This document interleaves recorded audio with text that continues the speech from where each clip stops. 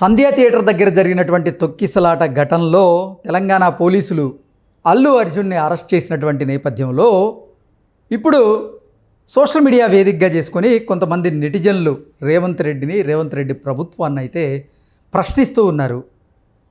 Revanth Reddy junior ఎన్టీఆర్ని అలాగే రామ్ చరణ్ అయితే ఇలాగే అరెస్ట్ చేయించేవారా అంటూ కొన్ని వార్తలు ఇప్పుడు సోషల్ మీడియాలో చక్కర్లు కొడుతున్నాయి. అలాగే కొంతమంది నెటిజన్లు కూడా సోషల్ మీడియా వేదికగా చేసుకొని రేవంత్ రెడ్డి ప్రభుత్వం మీద విమర్శలు చేస్తున్నటువంటి నేపథ్యంలో అసలు రేవంత్ రెడ్డి గారి వ్యూహం ఏంటి అనేది మనం విశ్లేషణ చేసుకునేటువంటి ప్రయత్నం చేద్దాం. ప్రస్తుతం మనతో పాటున్నారు ప్రముఖ రాజకీయ విశ్లేషకులు, ప్రముఖ సీనియర్ జర్నలిస్ట్ దుర్గా వడ్లమణి గారు. వారితో మాట్లాడదాం. మేడం నమస్తే. మేడం నమస్తే అండి.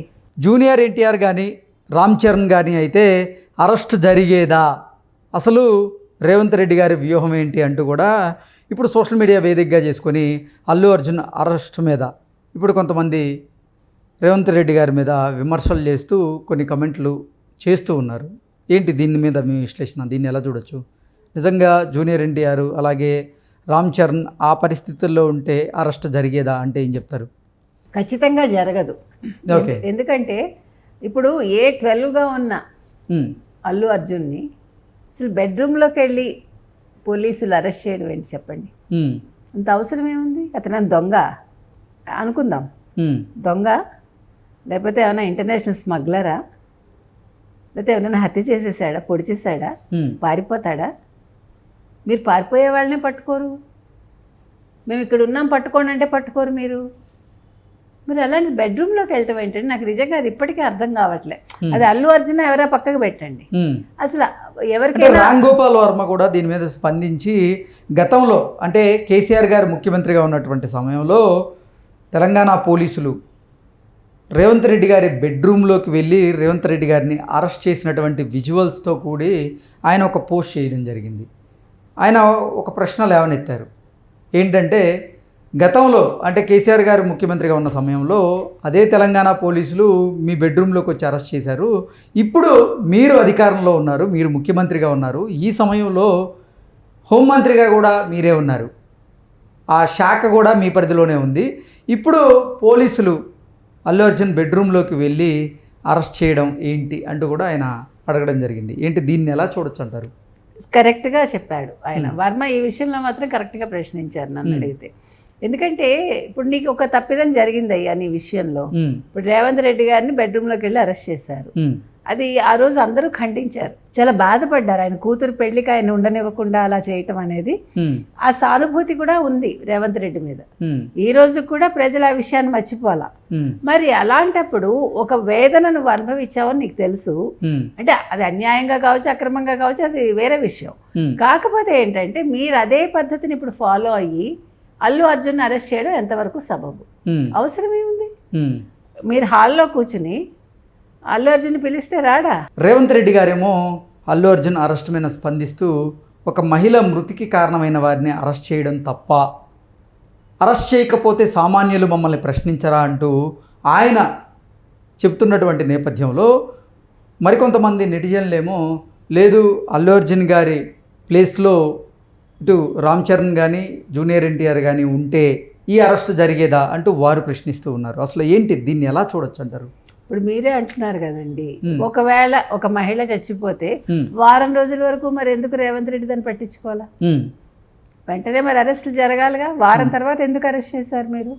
నెంబర్ 1. నెంబర్ 2, ఈ అరెస్ట్కి నాకు ఎటువంటి సంబంధం లేదు అని ఢిల్లీలో ఆయన స్టేట్మెంట్ ఇచ్చాడా? మరి అల్లు అర్జున్ని అరెస్ట్ చేయడం వెనక రేవంత్ రెడ్డి గారి వ్యూహం ఏంటంటారు? ఏదో వ్యక్తిగత కారణాలు ఉన్నాయండి. అది ఏంటి అనేది మనకు తెలియదు. కానీ ఆస్తి తగాదాలా, లేదు ఏదైనా అవమానాలు జరిగాయా ఈయనకి రేవంత్ రెడ్డికి వాళ్ళ వల్ల, లేదు సినిమా ఇండస్ట్రీ మీద కోపం ఉందా, ఈయన ముఖ్యమంత్రి అయ్యాక వచ్చి వాళ్ళు కలవలేదు అని సినీ ఇండస్ట్రీ పెద్దలు, ఏవైనా కారణాలు కావచ్చు. ఎందుకంటే అల్లు అరవింద్ కూడా పెద్ద మనిషే కదా.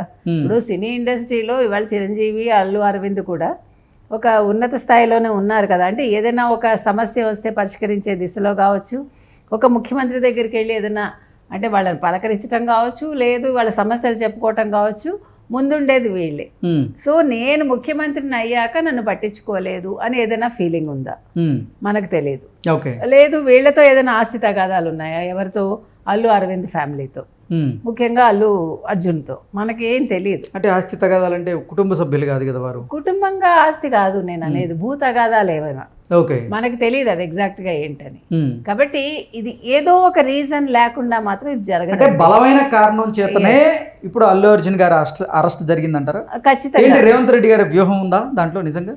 వ్యూహం లేకపోతే ఎట్లా అవుతుందండి? ఉమ్, ఎత్తేసారు అన్నాడు ఆ రోజు జగన్మోహన్ రెడ్డి చంద్రబాబు నాయుడిని. ఉమ్. నాకు తెలియదు, నేను నేను లండన్లో లండన్లో ఉన్న ఉన్నాను, సమయంలో అదే నేను ఇక్కడ లేని ఎత్తేసారు సమయంలో అన్నాడు. పోలీసులు అన్నారు ఆయన కదా. ఎత్తుకెళ్లారు. ఇవాళ రేవంత్ రెడ్డి ఏమన్నారు ఇండియా టుడే సమ్మిట్లో, ఆయన నాకు తెలియదు, నాకు తెలియకుండా జరిగింది అన్నాడు. ఆయన లేడు ఊళ్ళో. నేను అనేది మీరు ఎందుకు ఇట్లా చేసి మిమ్మల్ని మీరు తక్కువ చేసుకుంటారని అడుగుతున్నారు రేవంత్ రెడ్డిని. ఇప్పుడు ఆయన అరెస్ట్ చేసినందువల్ల ఏమైనా మైలేజ్ పెరిగిందా? ఇప్పుడు ఎవరు అడిగారు? కరెక్టే, ఒక మహిళ చనిపోవటాన్ని ఎవ్వడు కూడా అది సరైన విషయం అని ఎవ్వరూ అన్నారు, బుద్ధున్నవాడు ఎవడు అన్నాడు. కానీ అది జరిగిపోయింది, జరిగిన దానికి ఏం చేయలేము. కానీ A12 కదా ఇతను, మరి A1 నుంచి అరెస్ట్ చేసుకుని A12 దాకా రావాలి. వాళ్ళు ఎవరిని అరెస్ట్ చేయకుండా నీ వల్లే అని అంటే అప్పుడు ఈయన A1 అవ్వాలి కదా. అంటే మనం లాజిక్గా కూడా ఆలోచిస్తే ఏ రకంగానూ కుదరదు అది.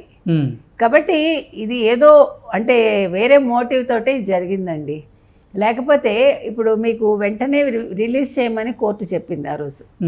చెప్తే రాత్రంతా ఎందుకు ఉంచారు? తీసుకొచ్చిన అది ఫార్మేట్ అంతా తప్పులు తడకలుగా ఉంది, ఆ లెటర్ అంతా. తర్వాత మాకు ఆన్లైన్లో మాకు ఇంకా కాపీ రాలేదు, ఇవన్నీ చెప్పి డిలే చేసి కావాలని ఉంచినట్టేగా. రాత్రి అంతా కావాలని ఉంచారా లేదా? మీరు పంపించదలుచుకుంటే రాత్రి 10ంటికైనా పంపిస్తారుగా, ఎందుకు చేశారు? ఇప్పుడు మీకు ఇంత మీరు టెక్నాలజీ పెరిగాక మీకు ఒక లెటర్ ఎంతసేపు వస్తుంది మీరు చెప్పండి. మనం ఎంత ఫాస్ట్గా మనం ఒక ఈమెయిల్ పంపిస్తున్నాం. ఇప్పుడు ఒక అర్జెంట్ పని ఉంటుంది, ఒక డ్రాఫ్టింగ్ చేసి, డ్రాఫ్టింగ్కి ఎంత టైం పడుతుందో 10 minutes పడుతుంది, పంపటానికి 1 నిమిషం చాలదా? మరి ఎందుకు రాత్రి అంతా మీరు ఉంచారు? ఓకే. అంటే అల్లు అర్జున్ గారిని చెంచల్గూడ జైల్లో ఒక రాత్రంతా ఉంచడం వెనక కూడా రేవంత్ రెడ్డి గారి ఖచ్చితంగా అది ప్రజలందరూ అనుకున్నారండి. చిన్న పిల్లాడు కూడా అనుకుంటాడు, అది అందరికీ అర్థమవుతోంది. నేను అనేది మీరు కక్షలు కార్పణ్యాలు పెట్టుకుని ప్రజాపాలన చేయకండి. సో జూనియర్ ఎన్టీఆర్ కానీ లేదంటే రామ్ చరణ్ కానీ అల్లు అర్జున్ గారి ప్లేస్లో గనక ఉంటే ఈ అరెస్ట్ జరిగేది కాదంటారు? ఖచ్చితంగా జరగదు. ఇదేదో మోటివ్తో చేశారు. అది చేయటం కూడా రాత్రంతా కావాలని ఉంచారు. పొద్దున్న 6:30 వరకు 6:45కి రిలీజ్ చేశారు అతన్ని, మీకు గుర్తుంటే 6:45కి వెనక గేట్ నుంచి పంపించారు. అంత అవసరమే ఉంది? మరి ఎందుకు పంపించారు? మీ కోర్టు మీద కూడా మీకు ఇది లేదా, గౌరవం లేదా? కోర్టు అందులో టైం చెప్పలేదన్నారు. కోర్టు ఎప్పుడైనా టైం చెప్పిందా నాకు తెలియదు. ఖచ్చితంగా ఈ టైంకే పంపించండి కోర్టు ఎప్పుడైనా చెప్తుందా?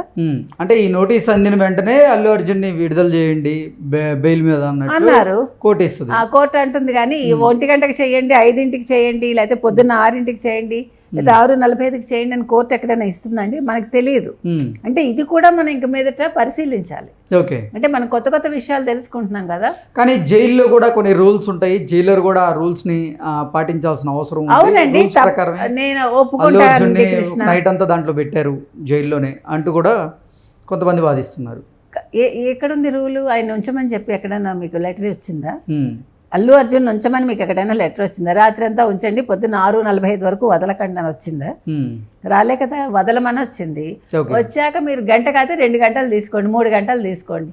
ఇప్పుడు మన హాస్పిటల్లో అడ్మిట్ అవుతామండి. కార్పొరేట్ హాస్పిటల్స్లో ఏం జరుగుతుంది? గవర్నమెంట్ హాస్పిటల్ అయితే మీరు ఎప్పుడు వెళ్ళిపోతారా అని చూస్తాడు, అవునా? ఆ బెడ్ ఎప్పుడు ఖాళీ అవుతుందా, వీడు ఎప్పుడు పోతాడా అన్నట్టుగా మన ప్రాణం తీస్తారు. కార్పొరేట్ హాస్పిటల్ ఏం చేస్తారు? వీడిని ఎంత ఎక్కువ ఉంచుదామా, ఎంత బిల్లు వేద్దామని వాడు చూస్తాడు.